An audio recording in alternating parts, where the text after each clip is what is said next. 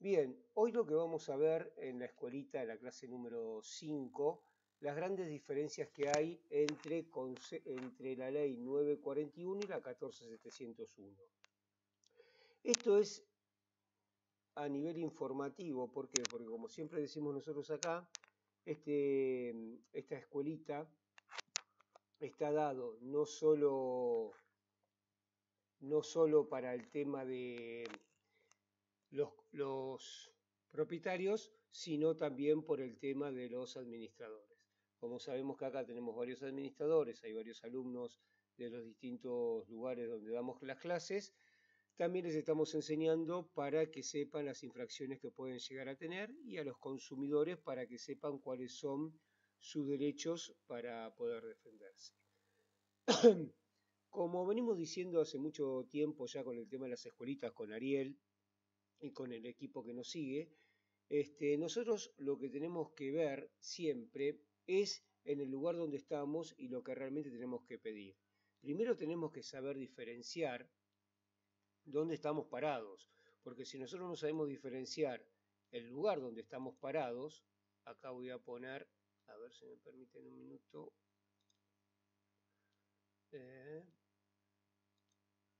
vamos a compartir,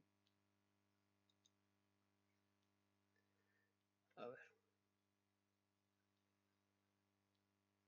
les quiero compartir en un principio, a ver,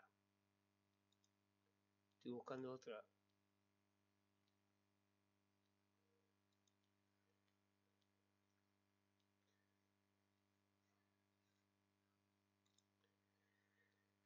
Bien, nosotros le queremos compartir primero a ustedes, más que nada, tenemos la misión nuestra de informarlos en el sentido de que ustedes puedan tener siempre las mejores herramientas para que ustedes estén en el desarrollo.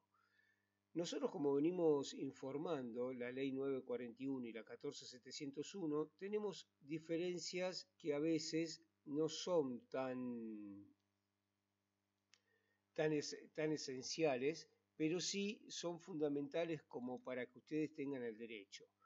Por ejemplo, primero vamos a hablar de las diferencias que tienen entre la ley 941 y después vamos a hablar vamos a hablar de las diferencias que hay entre la ley 941 y la 14701 y después nos vamos a enfocar a la 941, porque si no, no nos da el tiempo para explicar todo. Pero acá como ustedes verán, tienen en esta comparativa que tenemos, los artículos 1, 2, 3, 4, 5, 6 y 7 de las dos leyes es casi la misma. Nosotros la tenemos subida en nuestra página web, que igual después las vamos a mostrar, las dos leyes, porque vamos a leer de ahí. Después tenemos el artículo 8, presentación de constancia, que es lo mismo que tenemos en la ley 941, pero solamente que en las obligaciones del administrador está en el artículo 9 y en la 14701 en el artículo 8. Las obligaciones son 99% iguales. Hay una pequeña diferencia entre una y la otra, pero esencial para lo que a nosotros nos sirve como consumidores o a lo que a nosotros nos sirve como profesionales, es exactamente igual. No hay una gran diferencia que deberíamos de presentar algo más o no. Después tenemos en la ley 941 nos habla de la liquidación de despensas. Y esto nos lleva al artículo 11 de la 14701. ¿Qué deberán contener? Deberán contener casi lo mismo una a las otras. No hay tampoco una gran diferencia. En la única diferencia que van a encontrar en esta ley, que es sí es muy importante, es el tema de seguridad e higiene en provincia. Pero las leyes son importantes si se pueden aplicar. Si no se pueden aplicar, ¿para qué tenemos las leyes? ¿No? Es decir, sigamos como estamos y nos seguimos manteniendo como estamos. Bueno, el tema de seguridad e higiene, como dijo una vez un ex amigo nuestro, abogado, las expensas son muy baratas en Argentina a comparación de lo que vale una propiedad horizontal, es decir, lo que vale un departamento. Al principio estábamos en desacuerdo y después creo que la mayoría estaba de acuerdo. ¿Por qué? Porque si una expensa vale, perdón, si un departamento vale $50.000, en la parte de contable, ¿no? Se amortizan en 50 años, sería el 2% anual, le tenemos que poner el 0,20% aproximadamente del valor de esos $50.000. Y se van a dar cuenta que para mantener esa unidad funcional es muy bajo lo que nosotros pagamos. Esto sacando la parte política, como siempre, sacando las cuestiones que nosotros acá nunca vamos a hablar de política ni de razón social de cada uno de ustedes, sino lo que decimos es el mantenimiento, porque como siempre digo, uno viene a la oficina y me dice, yo estoy pagando 100 lucas de despensa. Perfecto. Y le digo, ¿y de auto? Bueno, pero el auto no tiene nada que ver. No, está bien, pero el auto no lo usas nunca, es un lujo y pagás quizás más. Acá está viviendo tu familia, acá es el lugar donde uno está y se mantiene. Con eso no quiero decir que no tengan autos, ¿eh? No, no, jamás. Pero ¿qué pasa? El auto lo maneja uno, el consorcio lo maneja un tercero. Al manejar el auto un tercero, nosotros le exigimos. Bueno, ¿cómo lo exigimos? Con conocimiento en esto. Después tenemos los requisitos para contratar. Acá en la ley 941 está en el artículo 11 y en la 14701 también está en el artículo 13. Ahora después vamos a ver el tema de requisitos para contratar, que es fundamental, que es lo que nosotros hacemos generalmente en los controles. Después tenemos la declaración jurada del administrador, que nos aparece en el artículo 12 y en el artículo 10 de la 14701. Ahora hubo una modificación para los administradores que no saben sobre las declaraciones juradas que tienen que estar visadas o aprobadas o vistas por el Consejo de Propietarios. Después sacó un comunicado para alegría de los administradores y para las cámaras por las presiones que hicieron, que no hace que los que no están visados por omisión o por negación del Consejo no tendrían sanción. Pero acá no dice que no hace falta que esté visado. Si uno hace mal las cosas y el Consejo de Propietario lo visa poniendo las falencias, los errores y demás, ese administrador va a tener problemas en el momento de la declaración jurada, porque uno lo que está diciendo es yo te lo controlo, te lo viso, pero te voy a poner lo que está mal. Casualmente nosotros tenemos rendición de cuentas en la próxima escuelita, en la próxima clase de la escuelita, que ahí vamos a decir cómo se hace una rendición de cuenta bien y qué es lo que se tendría que controlar. Justo parece que la Cámara de Propiedad Horizontal y el Gobierno de la Ciudad de Buenos Aires nos dio pie para la próxima clase. Bien, después tenemos la duración de mandato en el artículo 13 de la, de la 941 con el artículo 14 de la duración de mandato. Dense en cuenta que está casi desfasado un artículo porque apareció el artículo 9, el tema de seguridad e higiene. Después tenemos el tema de los honorarios, que está en el artículo 14 de la ley 941 y en la 14701 en la 15. Las infracciones, que la vamos a ver ahora, está en el 15 y en la otra en el 16 y las sanciones en el 16 y en la 17. Por eso era tan importante saber, para que la gente que está en provincia, que recién a partir del año pasado se pudo empezar a implementar a través de una buena gestión de un amigo que tenemos nosotros de San Martín, que empezó a aplicar y empezó a mover todos sus conocimientos junto con los apoyos que le dimos y que les habrán dado otros profesionales, pudo lograr el movimiento y que se ponga en funcionamiento en toda la provincia de Buenos Aires.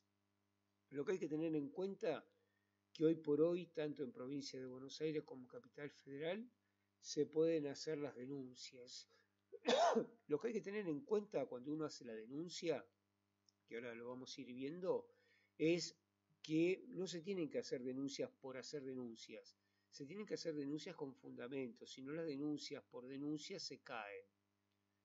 Pero uno me dice, pero a mí, no sé, no me quiso dar la información. Está bien, es una falta. Es como si vamos por la ruta y te dice 60 y vas a 62. ¿Y pasaste la falta? Sí.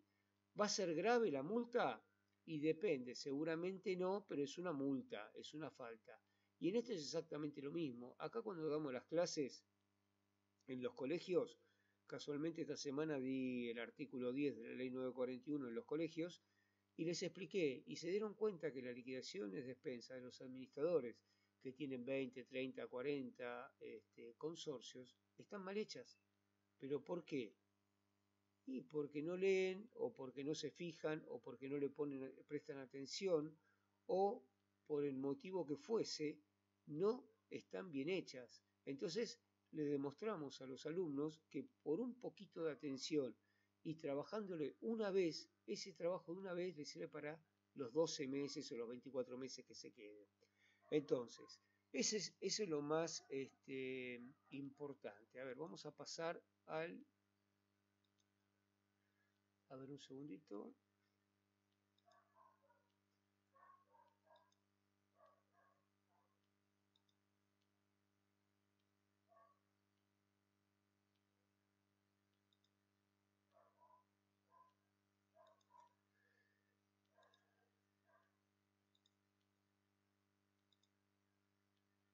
Esperen que quiero subirla, a ver si lo puedo subir.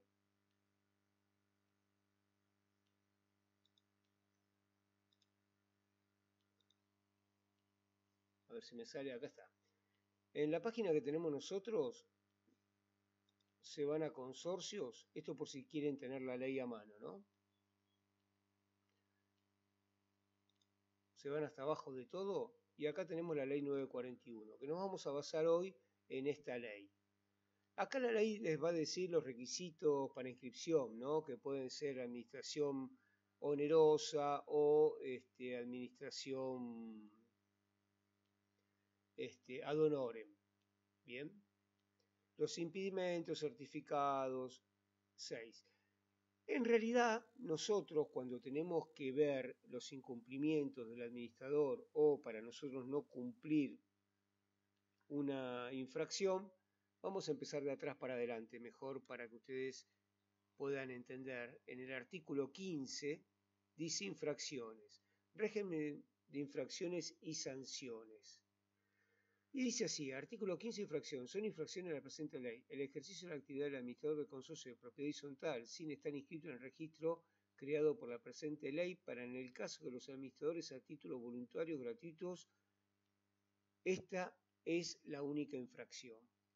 Como se darán cuenta, para toda la capital federal se necesita un administrador de consorcio, ya sea un PH, ya sea Puerto Madero, ya sea Belgrano, ya sea Lugano, sea cual sea, necesita un administrador.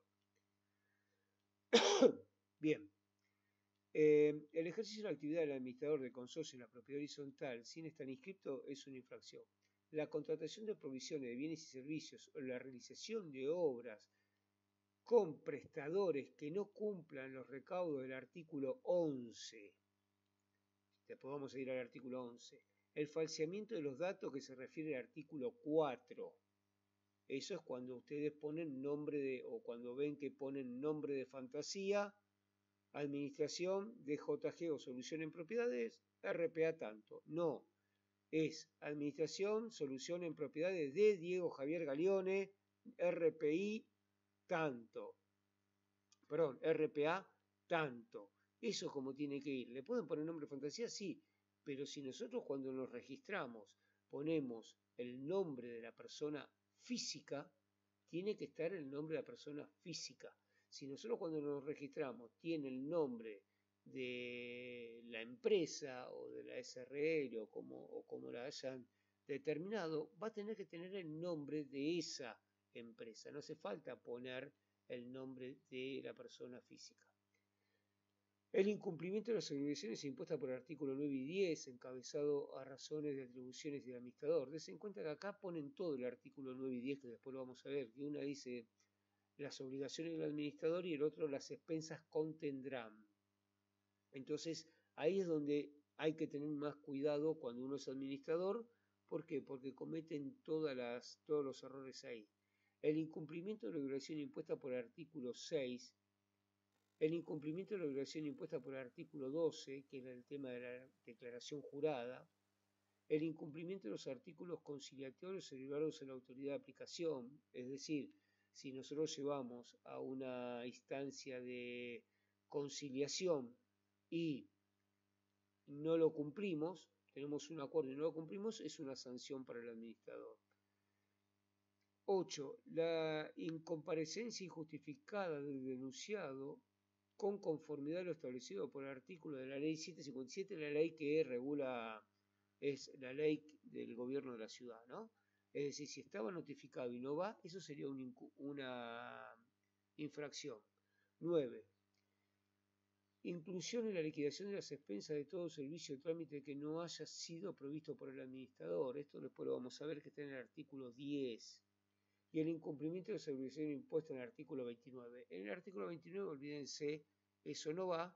Y ahora sí volvemos a la partida del artículo 4 que empezamos a hablar del artículo. Requisitos. Para poder inscribirse, los administradores de consorcio deben presentar la siguiente documentación: nombre, apellido o razón social. Esto es lo que les decía, o razón social. Para en el caso que las personas jurídicas, adicionalmente, copia del contrato social, modificación y la última consignación en la autoridad de las debidas inscripciones. ¿Esto por qué? Porque si es una asociación, una SRL, va a tener que llevar el libro, el estatuto, y ese va a tener que decir, ¿es mucho más complejo? Sí, que una unipersonal, sí. Constitución del domicilio especial de la ciudad, número y quil, esto para todos, ¿no? Certificado expendido por el Registro Nacional de Registro de Existencia Criminal, informe expendido por el Registro de Juicios Universales, certificado de aprobación de capacitación dictada por las entidades, este es el certificado de libre deuda expedido por el Registro de Deudores Alimentarios, los administradores voluntarios, y acá es donde me quiero hacer un poco freno para explicarle, porque todos me decían, hay muchos que son PHs o que son consorcios chiquitos, o que realmente vino una persona el otro día en la oficina y me decía, soy jubilada, no puedo pagar las expensas, ¿cómo hago para bajar las expensas? Y le digo, ¿vos querés bajar un 70% de las expensas? Sí. Saquemos al encargado y saquemos al administrador. Me dice, ¿cómo? Le expliqué todo. Me dice, ¿pero quién hace el trabajo? Usted, con el demás propietario. Ah, no. Entonces tiene que pagarlo. ¿Bien? ¿Por qué? Porque si nosotros tenemos la obligación, pero también tenemos la obligación de poder ser nosotros mismos. Y acá es donde la señora venía a buscar una solución mágica solamente para ella y no quería hacer absolutamente nada. Y el tema dice así: original y copia de documento nacional de identidad, ¿no? Estas son para las administraciones voluntarias. 2. Copia certificada del acta de la asamblea, la cual debe contener en todos los datos del consorcio, la cantidad de unidades funcionales del mismo, la designación ad honorem como administrador, asimismo, descripción de la unidad funcional a la cual es propietario de su número de matrícula, con su número de matrícula del registro de la propiedad inmueble y a su defecto el simple declaración jurada de la totalidad de los copropietarios.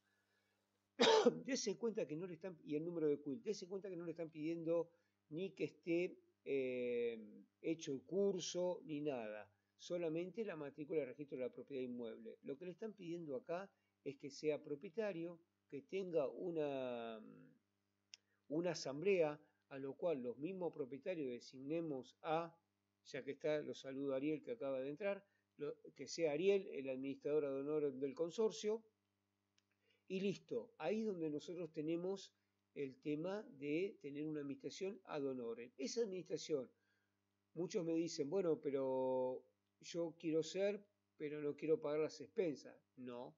Yo quiero ser, pero que me paguen los viáticos. No. Yo quiero ser, pero que no quiero pagar el agua. Con esto no. Ad honorem es ad honorem. Si no pagan un administrador y listo. Cuando dice acá es que no puede cobrar nada en concepto de su trabajo. Bien, después vamos a ver otra de las infracciones, el certificado de acreditación del 6. El administrador solo puede acreditar entre consorcios de su condición de inscripción en el registro mediante un certificado a su pedido cuya validez tiene 30 días. Dicha certificación debe contar con la totalidad de los gastos requeridos al peticionante y en el artículo 4 de la presente ley, así como las sanciones que se pudiere impuesto en los últimos 2 años. Es decir, acá lo que cuando tiene que hacer una asamblea, el administrador lo que tiene que pedir es un certificado. Antes lo cobraban este certificado el gobierno de la Ciudad de Buenos Aires, ahora la verdad que no lo sé. En un momento con el tema de la pandemia le decían fuiste a averiguar a donde pertenecíamos antes y por eso te lo están pidiendo. Sí, porque nosotros lo pedíamos porque era necesario y sigue siendo necesario. Hoy por hoy dan un mail y ya no dan el certificado que dice que está debidamente inscrito. Suficiente con un mail del gobierno de la Ciudad de Buenos Aires, de la casilla del gobierno de la Ciudad de Buenos Aires, que diga que está debidamente inscrito, ¿no? Y el certificado 8, y acá ya lo empezamos a meter en las obligaciones del administrador. Presentación de las constancias de inscripción. El administrador debe presentar anualmente una constancia del certificado de inscripción en el registro actualizado en la asamblea ordinaria, no en las extraordinarias, en la ordinaria. En dicha oportunidad hará entrega de una copia de la presente ley del consorcio de propietarios presentes. De igual forma, precedecerá de cualquier asamblea donde se considere designación o continuidad. Artículo 9. Obligación del administrador. En el ejercicio de sus funciones debe ejecutar las decisiones adoptadas en la asamblea de propietario conforme lo previsto en las normas vigentes.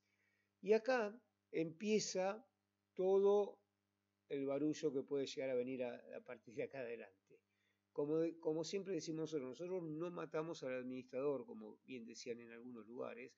Nosotros lo que hacemos es educamos al consumidor, que es el que más se nos acerca, pero a todos los administradores que se acercan, que ahora vamos a sacar una academia para administradores, también los educamos. Lo que pasa es que muchas veces los administradores tienen un grado de decir, no, porque yo lo hice acá y esto acá no me lo dijeron, así que no pasa nada, porque le dijeron que no pasa nada, hasta que vienen a nosotros y tenemos que actuar y actuamos de la manera que corresponde. Entonces, cuando nosotros estamos en una asamblea y hay un compromiso de la asamblea de hacer o de reparar o de sacar o de anular o de lo que fuese, esa asamblea se debe de cumplir, el administrador tiene la obligación. Y acá antes de avanzar en todo esto, quiero hacer 2 parámetros fundamentales. Muchos cuando hablan de la ley 941, cuando quieren hacer una denuncia o cuando vienen y quieren denunciar a un administrador, que nosotros decimos que no ese es el camino, y a veces medio como que no les gusta, a veces se enojan y a veces como no que no les gustan, porque están confundidos en lo que es la parte civil y lo que es la parte administrativa. Lo que es la parte civil es el Código Civil y todos sus artículos, por lo cual uno tendrá que hacer una instancia judicial con un abogado, lamentablemente, con una mediación previa. En instancia administrativa, que es la ley 941, se hace de forma gratuita, sin abogados, sin nada, directamente a través de la página del gobierno de la Ciudad de Buenos Aires. Googlean denuncia de administrador de consorcios en Cava o denuncia de administrador en consorcios en provincia y los va a llevar a eso. Tanto en capital como en provincia es exactamente lo mismo. Se hacen a través de la plataforma web y no necesitan pagar absolutamente nada. Necesitan, después del trámite, cuando ustedes hacen la denuncia, que tiene que estar bien, no podemos mezclar, como dije antes, civil con administrativo, porque le van a decir no es el lugar, va a ser el lugar que le corresponda, y muchas veces ahí ustedes aflojan y no lo hacen. Lo que tienen que hacer es leer la ley 941 y hacer. Cuando a mí me dicen, Diego, ¿nos haces el escrito? Sí, yo el escrito lo hago, sale lo mismo que una carta de documento, pero se le pide la documentación pura y exclusivamente de esto. ¿Por qué? Porque nosotros no queremos que ustedes pierdan tiempo ni que el administrador sea sancionado por algo que no va. Y si nosotros muchas veces le hemos dicho, no, esta denuncia no la hacemos porque no sirve, no te va a dar lugar, te vas a enojar más, te vas a poner la gente en contra, por un montón de cuestiones nosotros decimos no la hacemos. ¿La querés hacer? Hacela, tenés la libertad de hacerla en la página del gobierno de la ciudad o de la provincia de Buenos Aires sin ningún tipo de motivo. Bien, una vez entendiendo que es civil y administrativo, pasamos al punto número 2, que sería el artículo B, que dice atender la conservación de las partes comunes y realizar las diligencias pertinentes para el cumplimiento de la normativa vigente, resguardando el mantenimiento de edilicio, estructuras, instalaciones, sistemas de protección contra incendios, higiene y seguridad, control de plagas, asimismo proveer el cuidado del agua potable conforme al ordenamiento vigente. Bien, vamos a detenernos en esta, conservación de las partes comunes y realizar las diligencias pertinentes cumpliendo la normativa vigente. La normativa vigente, nosotros tenemos charlas de normativa vigente que son más de 100 normativas que tiene que tener el consorcio, desde las más insólitas quizás para ustedes, de los perros que tienen que salir con bozal y con cadena, a el mantenimiento de la vereda, así nomás, después lo veremos en otras clases. Pero estamos hablando de lo más normal, lo más común, que es la parte de mantenimientos comunes, filtraciones, paredes, humedad, baldosas rotas, desmembramiento de mampostería. Todo eso el administrador lo debería mantener. Ahora, el administrador puede decir, no tengo plata, bueno, ahí ya saltaríamos, lo voy a tirar así como perlita, el artículo 2067, inciso D, que dice el administrador debe recaudar los fondos necesarios para satisfacer las necesidades del consorcio. Volvemos a la ley 941. Lo necesito, junten plata el consorcio, me lo repara. Esta sería una causal de una obligación, de una sanción. Como bien decía el artículo 8 y el artículo 9 y el artículo 10 de lo que es sanciones, cuando vimos el artículo 15, ¿no? Bien, artículo 9, inciso 3, asegurar el edificio contra incendio y accidentes de personal dependientes del consorcio y terceros. Este es el seguro de riesgo que tenemos todos en el consorcio, pero muchas veces vienen proveedores o vienen a hacer trabajo en altura y que no presentan ese seguro. Es muy importante que lo tenga. El punto 4, que es uno de los puntos que siempre termino haciendo para las sanciones, es llevar en debida forma los libros del consorcio conforme a las normas vigentes. ¿Y qué pasa acá en el tema de los libros? ¿Por qué los libros no se llevan conforme a las normas vigentes? Mi punto de vista es por vagancia, nada más y ni nada menos. ¿Por qué? Porque el libro de órdenes, hay 6 libros que son obligatorios, ¿no? El libro de actas se hace en el momento, no sería un problema.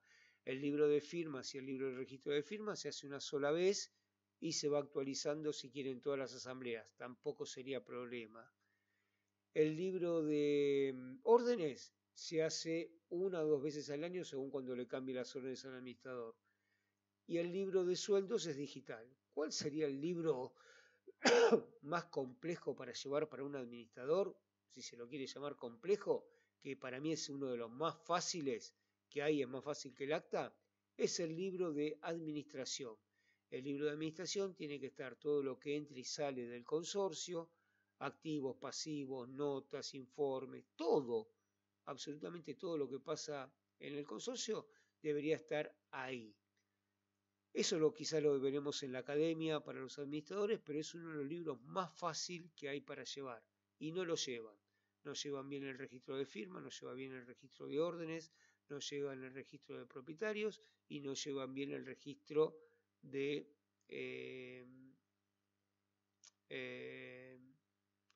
de administración. No digo que todos los administradores hagan eso, para nada, pero los que yo veo, por lo general, están muy incompletos o inactualizados. Por eso nosotros cuando hacemos los controles en los consorcios, todo esto se ve. 5.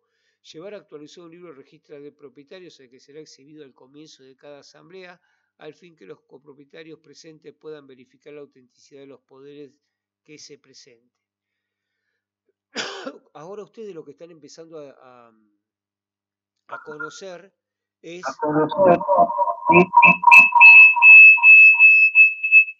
por favor, te podés bloquear, gracias. Lo que están ustedes empezando a conocer ahora, que muchas veces dicen, sí, el libro de propietario tiene que estar, pero ¿y de dónde lo sacaste? Típica pregunta nuestra es ¿de dónde? ¿De qué ley? ¿De qué artículo? Bueno, acá ya saben de dónde lo tienen que tener. Más allá que el artículo 2067 del Código Civil y Comercial también lo dice. Pero vamos a la ley 941. Acá dice llevar en debida forma los libros del consorcio conforme a las normas vigentes. Es todas las normas vigentes, es el Código Civil. Quiere decir que está aplicando todo. Llevar actualizados los libros de registro de firma del copropietario que serán exhibidos. Acá, lo bueno que tiene esto es que ustedes, como bien decía antes que se acople, es que ya empiezan a conocer el lugar, la norma, y que ya nadie le puede decir, no, no, estás equivocada o equivocado. No, no, esto es así. Bien. 6. Conservar la documentación del consorcio y garantizar el libre acceso a los consorcistas a la misma. Este es el acceso a la información. Entra dentro de la ley de defensa del consumidor, que es la ley 24240, que es una ley mucho más superior en este caso que el Código Civil. Que el artículo 4 dice acceso a la información. Bueno, cuando nosotros tuvimos que actuar en el 2017 para el 18, que actuamos en este y en el inciso T, después nos castigaron con otras cuestiones, porque obviamente cuando uno va sobre las montañas siempre se desprenden piedras para que no pueda subir. Pero bueno, hemos logrado 2 contra 1, así que salimos victoriosos. Y una de esas dos es la documentación del consorcio y garantizar el libre acceso a la misma, el acceso a la información. 7. Denunciar ante el gobierno de la Ciudad de Buenos Aires toda situación antirreglamentaria u obras efectuadas en el edificio que administra sin el respectivo permiso de obra o sin aviso de obra según corresponda conforme a las normas vigentes. Y acá entraría el problema con el tema de las reparaciones, que ya vimos antes, reparaciones y modificaciones. Permiso de obra, artículo 2051, 2053 del Código Civil. ¿Tenemos el permiso? No. ¿Te hicimos una asamblea? No. Bueno, estaría mal, estaría mal. Pero si a nadie nos molesta, nosotros estamos diciendo lo que estaría mal, pero tampoco vamos a denunciar a un administrador por esto, ya que no nos perjudica a nadie. Esto es lo que tenemos que tener, un poco de sentido común, un poco de poder gestionar, poder actuar nosotros mismos y no estar viendo qué podemos denunciar porque sí, porque es gratuita y porque lo van a sancionar. No, eso no sirve, porque si no ningún administrador se quedaría. Hay algunas cosas que sí, por ejemplo, para mí es una falta muy grave el tema de no presentar el acceso a la información o no llevar los libros al día. Eso para mí es una falta grave. Pero de que no haya pedido este informe para mí no es una falta grave. 8. Depositar los fondos del consorcio. Esto sí para mí es una falta grave. Depositar los fondos del consorcio en una cuenta bancaria al nombre del consorcio de propietarios. Para los consorcios que soliciten la apertura de la cuenta del Banco Ciudad, garantiza como opción gratuita dicha cuenta, la cual incluirá el trámite de alta, mantención, emisión de chequeras, transferencia bancaria o cualquier otro cargo que corresponda de la ciudad. Acá hay que tener mucho cuidado porque no es completamente gratuita, tiene sus costos. ¿Es mucho más gratuita que lo demás? Sí. También se modificó en el 2018, pero acá no tuvimos nada que ver nosotros. En la parte dice, la gestión del administrador del consorcio de propiedad total debe, siempre que la asamblea ordinaria o extraordinaria lo disponga, ser auditada contablemente y acompañada por un informe del control de gestión realizado por un profesional de ciencias económicas. De igual forma, la asamblea ordinaria o extraordinaria puede disponer de la realización de una auditoría legal a cargo de un profesional de derecho. También puede hacerlo las asociaciones de consumidores debidamente inscritas en el registro de asociaciones de consumidores de la Ciudad de Buenos Aires con idénticos requisitos profesionales en forma gratuita. Por lo dispuesto en los párrafos anteriores, se deberá observar que los profesionales posean matrícula habitante de la Ciudad Autónoma de Buenos Aires. Acá fue donde nos castigaron un poquito a las asociaciones, pero nunca pusieron el término de la cantidad de días. Esto pasa cuando quieren castigar por maldad y no toman la parte, por lo menos en mi punto de vista, ¿no? No toman la parte del daño total, sino lo que están haciendo es devolver un poquito lo que nosotros pudimos hacer. En la parte dice convocar asambleas ordinarias o extraordinarias conforme al reglamento de copropiedad horizontal bajo pena de nulidad, especificando lugar, día, temario, horario, comienzo y finalización de la misma. Se adjuntará copia del acta de la última acta de asamblea. Acá lo que ustedes tienen que pedir siempre es el último acta de la asamblea que se realizó. Es decir, cuando me llaman a asamblea quiero saber qué pasó con el acta anterior. ¿Por qué? Acá no lo explica, ¿no? Pero en el artículo 2060 del Código Civil y Comercial dice, el artículo 2060 dice que para la resolución instantánea se debe tener doble cómputo, numérico y porcentual, para todas las asambleas para resolver algún caso. Ese numérico y porcentual debe tener, si son 10 unidades funcionales, debe tener 6 propietarios y esos 6 propietarios deben sumar más del 50,01% es instantánea. Si no, se debe notificar y a los 15 días se vuelve a hacer un recuento y se debe dejar escrita en el acta para saber si se aprobó o no se aprobó. Entonces, por eso es tan importante que se entregue el último acta de la asamblea anterior. El inciso 11, en el caso de renuncio, si es remoción, el administrador debe poner a disposición del consorcio, esto también es muy importante, dentro de los 15 días hábiles, los libros y notas, documentación relativa a la administración del consorcio, incluyendo la acreditación del pago de los aportes y contribuciones del encargado, dependiente del caso que los hubiese, no habiendo ejercido la retención de lo mismo. La reglamentación determinada informe los plazos que debe hacerse, entregar las claves correspondientes para poder acceder a las plataformas. Y acá hay una cuestión importante. ¿A quién se le debe hacer entrega dentro de estos 15 días la documentación? Lo leemos de vuelta. En el caso de renuncia, el autor debe poner a disposición del consorcio dentro de los 15 días hábiles los libros de toda documentación relativa. Bien, al consorcio. En el Código Civil habla del Consejo de Propietarios.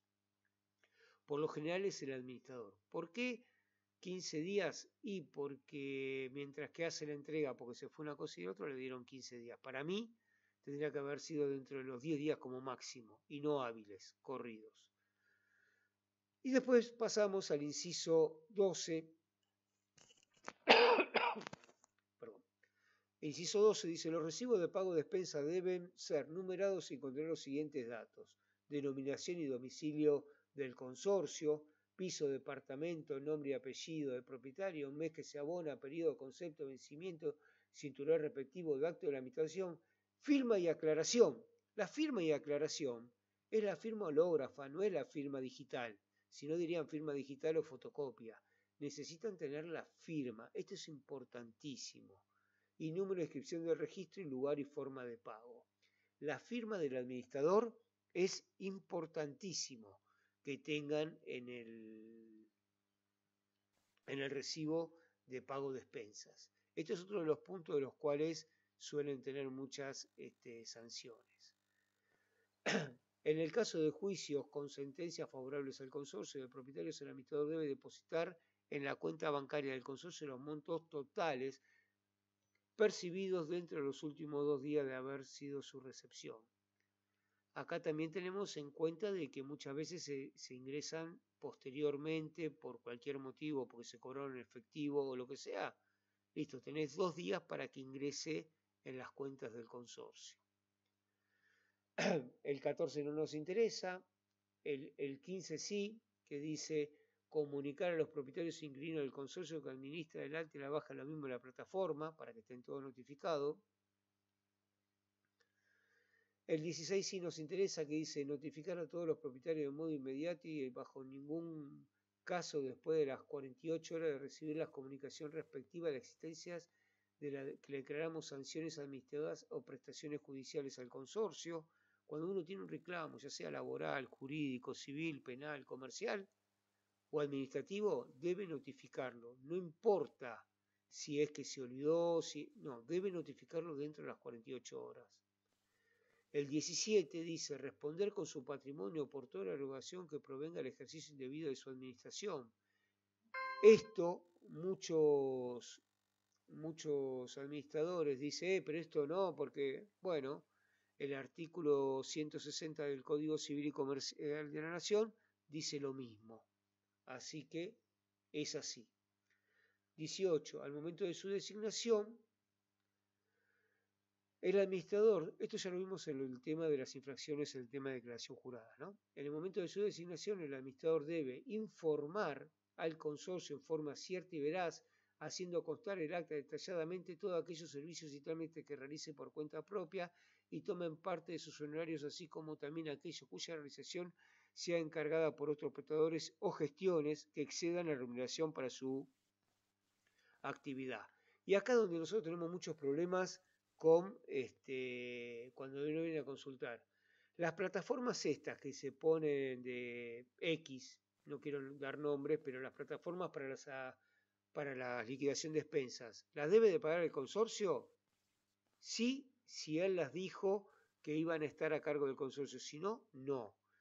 Las rendiciones de cuentas las tiene que pagar el consorcio.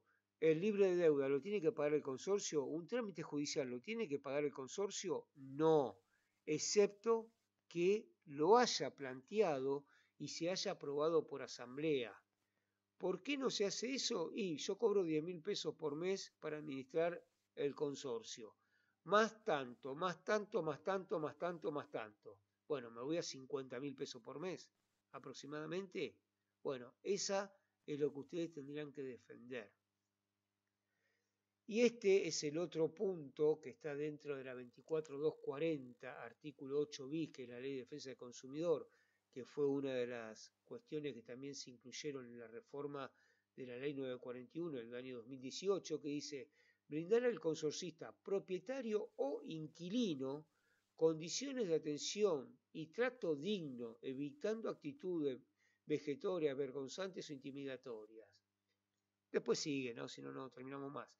Es la importancia de que tiene el propietario inquilino, que muchas veces cuando pedimos el acceso a la información o le pedimos, dice, no, vos sos inquilino, vos no te dan. Hemos tenido hasta audios, hemos visto mail, hemos visto chat, hemos visto un montón de cosas del trato indigno. Después usted, que la justicia y el gobierno de la ciudad determinen qué es trato indigno y qué no es trato indigno. ¿Listo? Para mí capaz que el trato indigno es que me digan pelado, obviamente que no, pero para otro capaz que usa anteojos le dice, anteojito, entonces, o que le digan otras barbaridades.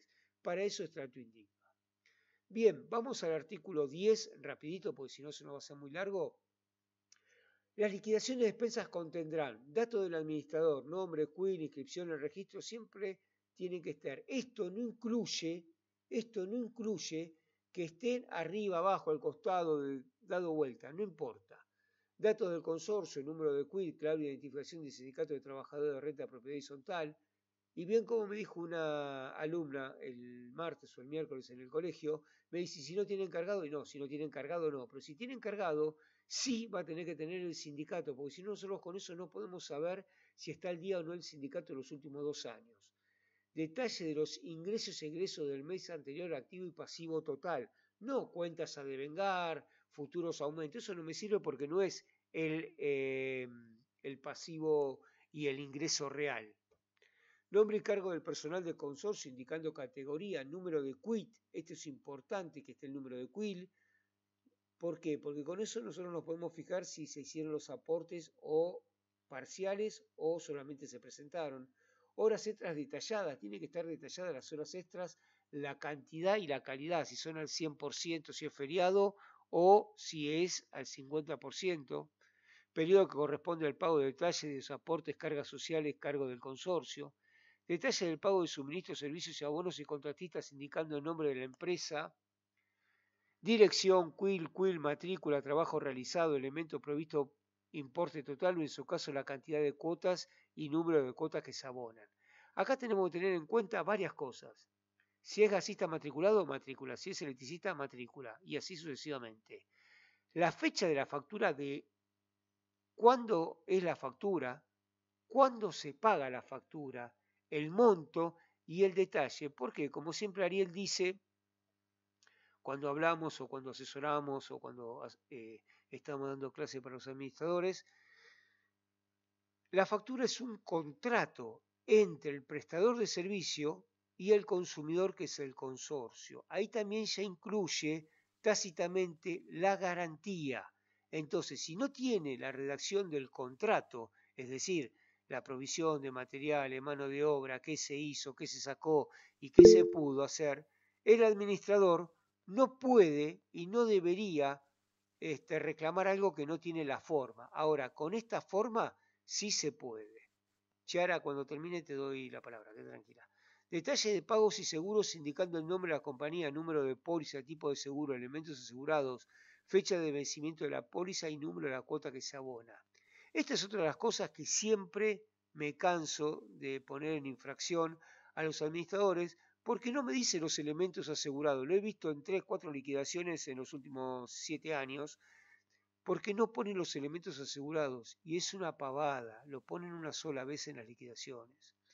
El recibo del administrador por los cobros de sus honorarios detallando el número de CUI, número de inscripción, registros, asignando su situación fiscal, importe total y periodo que corresponda. Yo los invito a que ustedes controlen la liquidación de expensas, a ver si el artículo 10 tiene todo esto, pero léanlo bien, porque les puedo asegurar que no está puesto todos los datos del administrador. Bien.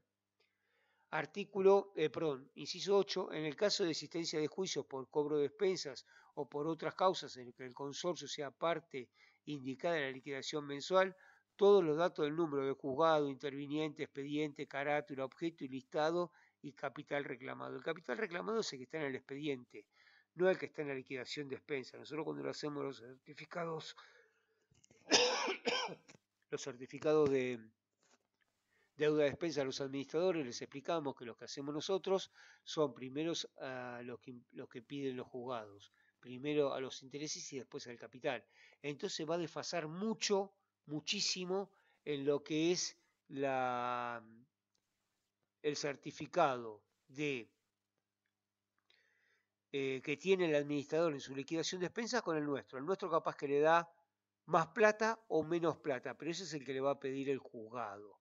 Entonces se pone el capital reclamado. Si debe 1.000.000 de pesos y nada más teníamos para la tasa de justicia de 200.000 pesos, listo, se pondrá eso. Cuando se actualice, se actualizará más. Incluir el movimiento de las cuentas bancarias del consorcio correspondiente al mes anterior. Otra de las cuestiones que es fundamental para los controles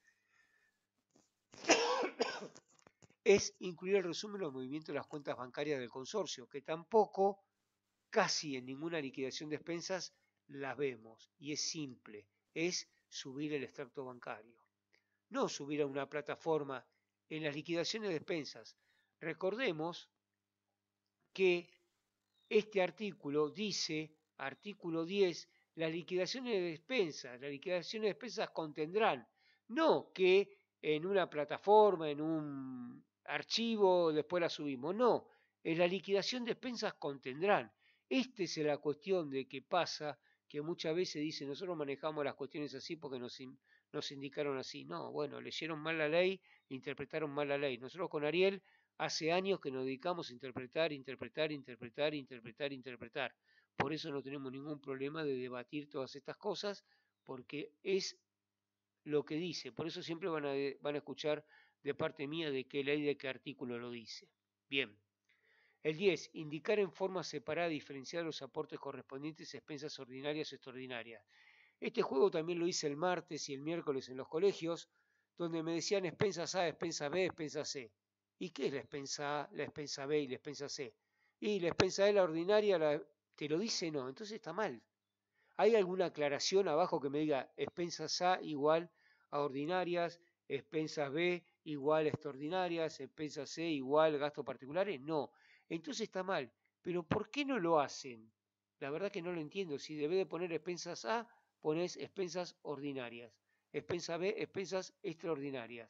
Simple. ¿Por qué no lo hacen? Ahora, ¿qué tenemos que pensar? ¿No lo hacen porque no saben tipear? ¿No lo hacen por algún motivo en especial o no lo hacen porque son rebeldes? Bueno, la rebeldía se paga con las sanciones. 11. El 11 no se aplicaría más. Y por último, yo siempre digo por último y seguimos, que es el artículo 11, los requisitos para contratar. Y es importante este requisito para contratar. Los administradores del consorcio no pueden contratar ni someter a consideración del consorcio los presupuestos de provisión de bienes y servicios o realizar obras que no reúnan los siguientes requisitos: título y matrícula del prestador y contratista cuando la legislación vigente así lo disponga; nombre y domicilio de acto identificatorio, fotocopia de AFIP y de ANSES del prestador de servicios o contratistas; descripción detallada de precio de los materiales y mano de obra por separado; el plazo que se realizará la obra y que se prestará el servicio; si se otorga no garantía, en su caso el alcance y la duración de esta; en el plazo en que la aceptación del presupuesto manteniendo el precio; el seguro de riesgo de trabajo del personal a cargo del prestador o contratista y en los casos que así lo exigiera la legislación vigente y responsabilidad civil. Cuando se contrate trabajadores autónomos, las pólizas deben estar endosadas a favor del consorcio. Los administradores deben exigir original de los comprobantes correspondientes y guardar en un archivo una copia por mínimo 2 años. Des en cuenta que acá lo que están haciendo o lo que trataron de hacer los legisladores es decirles, señores, estamos acá para protegerlos, ni más ni eso, que estamos acá para protegerlos. Bueno, nos extendimos, a ver un segundito, no les pude mostrar la 14701, pero es exactamente lo mismo. Escuchamos algunas preguntas. Kiara, ¿vos tenías habías levantado la mano o no? ¿Listo? Se fue. ¿Alguien quiere hacer alguna consulta? Ana, dale. Y después voy con Norma. Ana Ruggiero.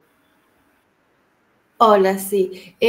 Mi consulta es para registrar un edificio. ¿Cuántos departamentos tienen que ser? 2.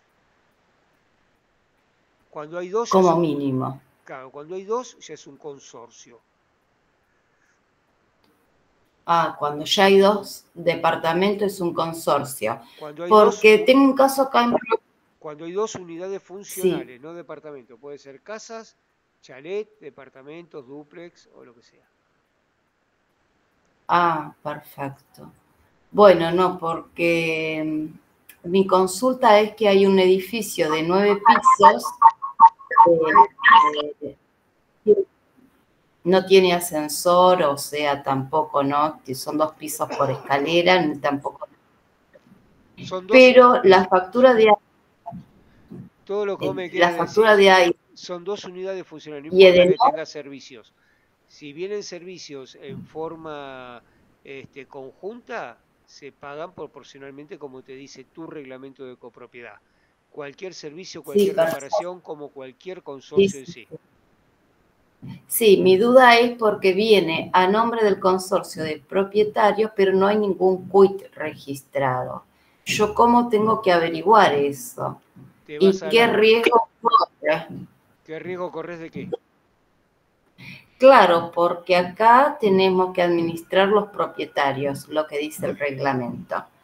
Pero bueno, yo estuve haciendo el curso realmente y recién ahora es como que me estoy informando de todo este tema. Está bien, pero ¿qué entonces, riesgo? Y sí, porque yo lo estoy administrando, acá no se lleva a registrar ningún libro, por ejemplo, si se hace un libro de acta, pero no tener seguro, porque no está este inmueble registrado. Bueno, te voy a contestar eso y después cualquier cosa, si querés, te damos un turno gratuito, como siempre, para responderte. Vos solamente le tenés que rendir cuentas a tu otra parte, es decir, al consorcio. Vos no tenés que rendir cuenta a la FIP ni nada si no tenés encargados. Vos solamente le tenés que rendir cuentas al otro propietario. ¿Bien? Está bien.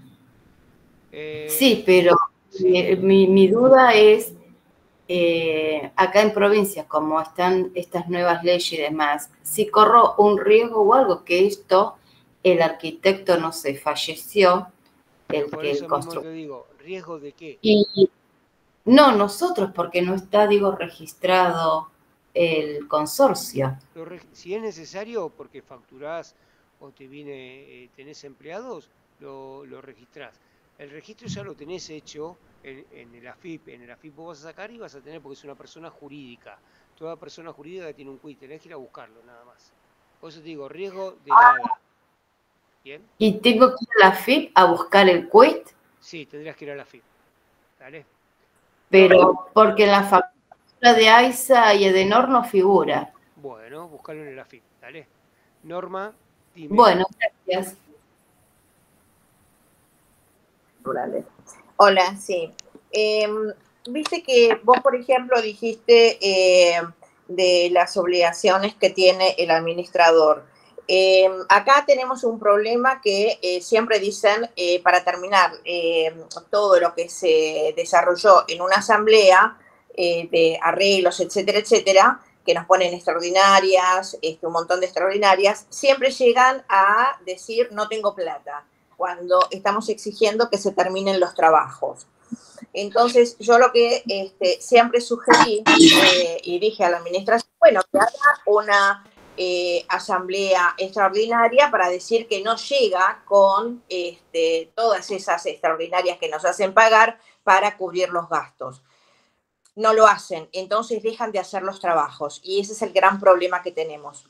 Por ejemplo, ¿está bien lo que yo digo o está mal? Que tiene que hacer una extraordinaria para pedir más dinero si no puede cubrir los gastos con lo que nosotros estamos pagando.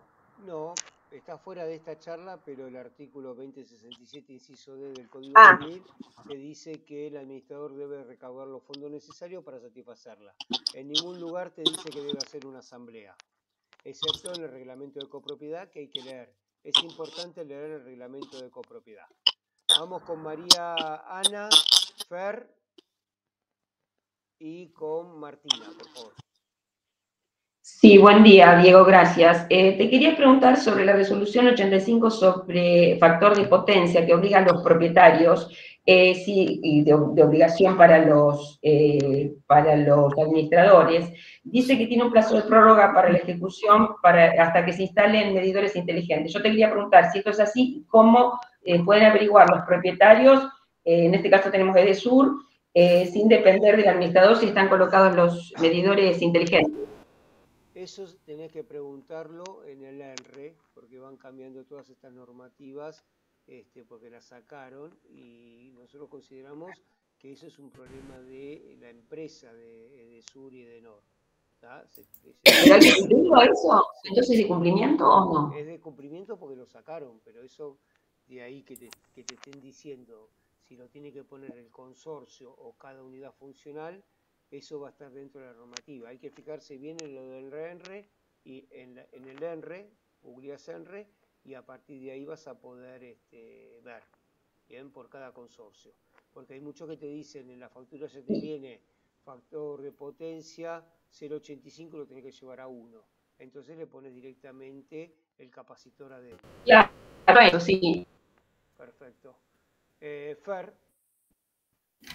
Te quería preguntar, Diego, una sola cosa más. Con respecto al encargado, si un administrador no le otorga las vacaciones en el periodo que corresponde, que entiendo que es de octubre a abril, en ese caso, ¿qué artículo de la ley 941 estaría incumpliendo? Me refiero a lo administrativo, no a lo laboral. No, la ley 941 no estaría incumpliendo ninguno.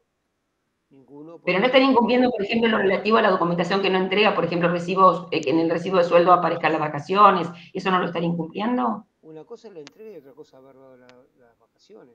Las vacaciones son del 1 de octubre al 30 de abril, que se tiene que tomar vacaciones el encargado. Nada que ver con la ley 941.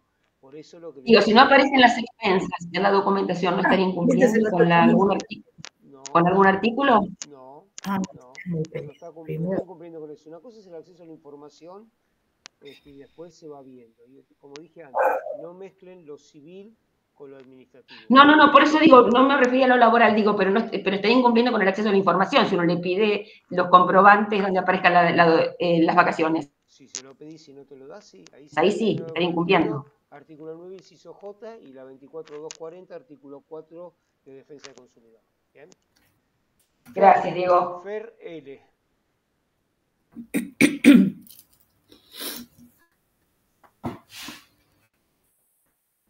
Ferele, ¿no? Bueno, pasamos a Martina.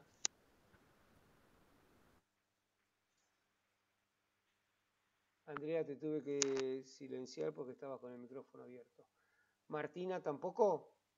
Hola. Hola, Martina, sí. ¿Qué tal? ¿Cómo estás? Yo te quería preguntar, si tiene una denuncia en el RPA importante o más de una denuncia, ¿debe informarle al consorcio?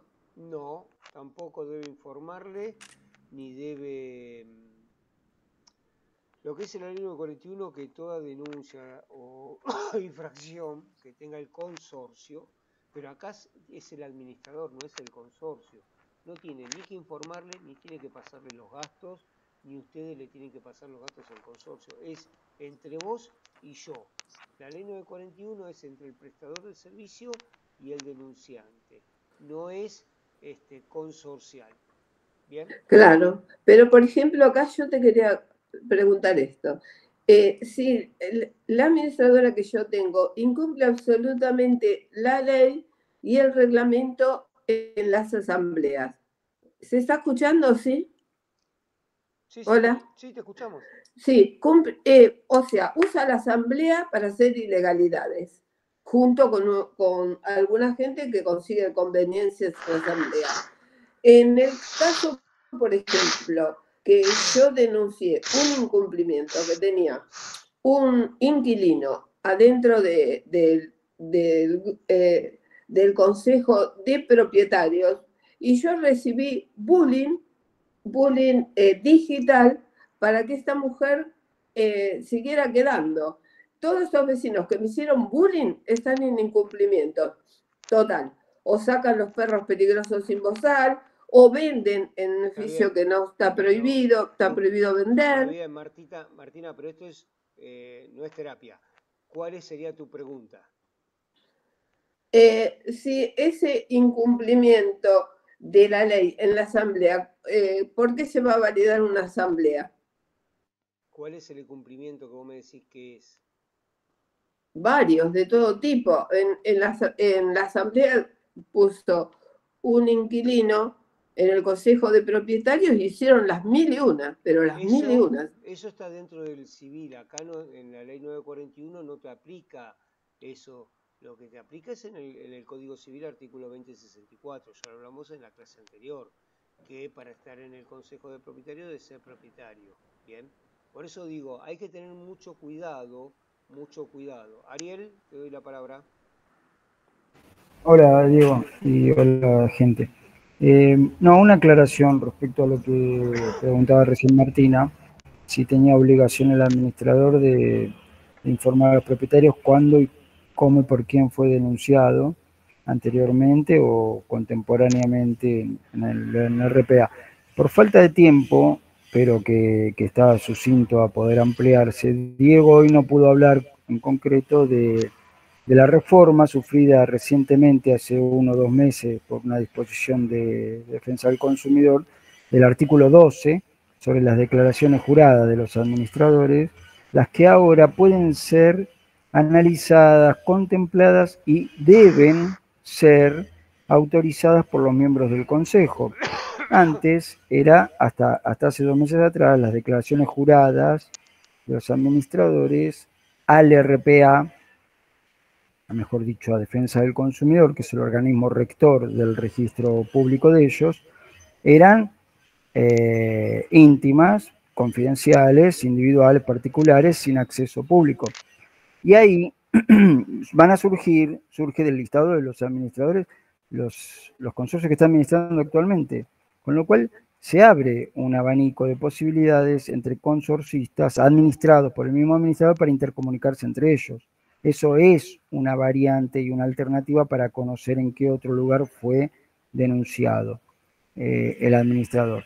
No obstante, también se puede acceder al boletín oficial con el nombre del administrador para saber cuántas veces fueron publicadas sus sanciones, y además a la Cámara Contencioso Administrativo Tributario de Relaciones del Consumo, por lo menos en la Ciudad Autónoma de Buenos Aires, para saber cuándo fue sancionado y qué denuncias están en curso de apelación.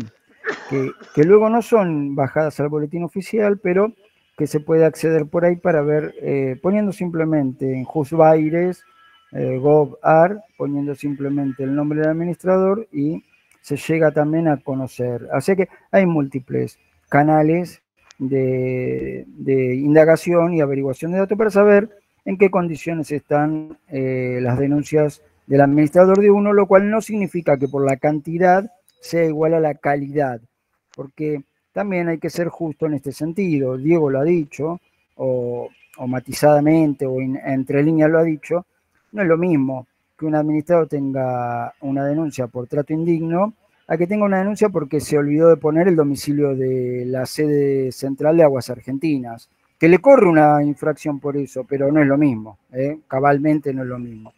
Y una pequeña cosita más, si me permitís, Diego, para Norman Túnez, que había preguntado sobre la celebración de una asamblea extraordinaria para alentar a los propietarios a poner un poco más de dinero para cubrir reparaciones comunes, que de eso se trata la copropiedad. Sí, es correcto. Lo que pasa es que también es correcto lo que dijo Diego. Un administrador no necesita una asamblea para recaudar más, para elevar el monto de las expensas. Lo que pasa es que luego, si lo hace sin el consenso, sin el aviso previo, sin la anuencia, sin el debate y sin la morigeración o los topes que le pueda fijar en los propietarios, se encuentra con que la recaudación al final termina siendo perjudicial, porque empiezan a proliferar los deudores. Entonces, los que tenían que poner un poco más van a tener que poner más por los deudores que no ponen. Entonces, siempre es bueno que existan asambleas en donde fijen más o menos reglas básicas, a decir, el administrador puede recaudar solo él, solito, hasta tal tope. Si no, tiene que llamar a asamblea. Simplemente eso. Gracias, Diego. Dale, Ariel. Enrique, y ya terminamos. Buenos días, muy buena la clase, Diego, muy clara. Te quería consultar, no sé si es el tema del día, pero mencionaste que una señora había consultado con respecto a bajar las expensas y le habías mencionado que saque el administrador y el encargado. Puntualmente, si sacamos el encargado, ¿la vivienda la podemos alquilar bajo alguna figura en específico o...? No sacamos el administrador, bien. Porque eres administrador. Sí, la podemos, por decisión de la asamblea, cambiamos el destino de lo que dice el reglamento y la podríamos alquilar con la mayoría suficiente, con las pautas suficientes. Podemos darle uso a esa vivienda, siempre y cuando que si tenemos algún servicio para contratar, tenga algún lugar para que se pueda cambiar, higienizar y hacer sus necesidades en el tiempo laboral, ¿no? Obviamente hay que darle siempre un lugar a la persona. Después, como siempre decimos, la asamblea es solidaria, resuelve y hace desastres sobre la ley, porque es la primera que dice, sí, hacemos esto, no pagamos cargas sociales, echamos al encargado y no le pagamos, hacen todo la asamblea y se resuelve por asamblea, pero sí se podría cambiar el destino de esa perdón, de esa parte común para que sea para darle otro uso, sí. Perfecto. O sea, pero hay que registrarlo, digamos, en el RPI o no? No, para nada, porque lo que le vas a Al estar cambio de cambiando uso. es el cambio de uso, no estás cambiando el cambio de titularidad. Si le cambias el cambio de titularidad, sí, porque ahí sí ya no sería del consumo, sería mía. Si vos me la querés vender a mí, sí, pero ahí ya viene otro problema. Bien, gente, les agradezco. Muchas gracias. Voy a tratar de subir esto, si salió bien. Gracias por todo y disculpen la tos, pero era lo que había hoy para darle. Los esperamos el sábado que viene con el mismo link de siempre. Saludos. Gracias. Muchas gracias.